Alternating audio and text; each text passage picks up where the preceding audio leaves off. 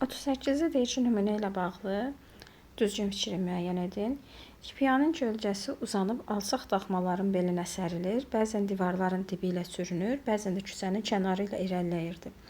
Zərfin mənac iki növünə aid nümunə işləmişdir. Kipiyanın gölcəsi uzanıb alçaq daxmaların belinə sərilir, bəzən zaman zərfi sürünür, bəzən də yenə də zaman zərfi bizə deyir iki məna növü olsun, amma biri vardır. Daxmaların beli, kipiyanın gölcəsi, belə bir şeylər bizi çaşdırmasın. Zərf yer məzmunu bildirirsə, heç vaxt bizə konkret yeri göstərmir. Bu, üçüncü növ təyini söz birləşməsidir, o isə zərfə aid deyil. Təsriflənən feillərin hamısı qayıdış növdədir.